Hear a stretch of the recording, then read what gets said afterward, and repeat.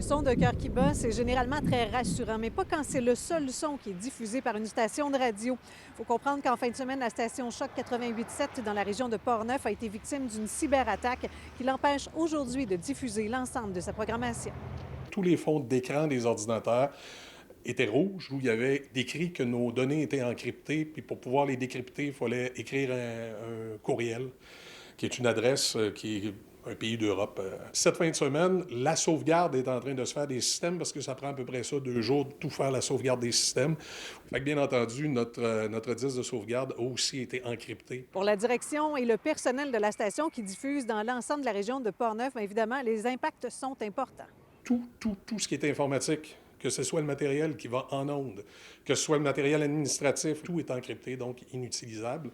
Et la façon de le décrypter, ce serait de donner des montants d'argent qui sont réclamés par les pirates. Là, ensuite, il faut devoir récupérer toutes les publicités. Évidemment, Choc FM est une station de radio commerciale, ce qui fait que les coûts que ça nous engendre présentement vont probablement créer une année déficitaire. La Sûreté du Québec a ouvert une enquête, mais pour l'instant donne peu de détails sur les responsables. Selon la direction de Choc FM, par contre, ils auraient commencé à espionner aux environs du 12 février et possiblement à partir de l'Europe. C'est probablement un courriel qu'on a reçu.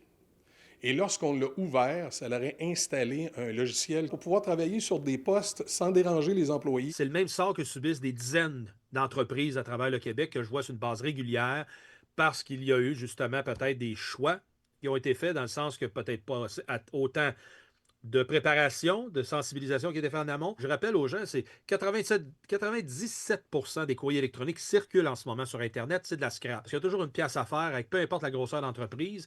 Et la petite, généralement, va être d'un genre à obtempérer parce qu'elle n'est pas bien préparée. Elle n'a pas les plans de recouvrement ou de résilience en conséquence. Maintenant, même si la station pourrait ne pas être pleinement opérationnelle avant encore une semaine ou deux, il y a quand même quelques nouvelles plus encourageantes dans cette situation, notamment que grâce à un employé, on dispose d'une certaine sauvegarde des archives musicales. Il y a aussi d'autres stations régionales qui ont proposé des heures d'enregistrement pour reprendre les publicités perdues.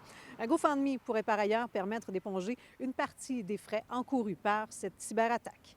À Pont-Rouge, Caroline Dumont pour Nouveau Info.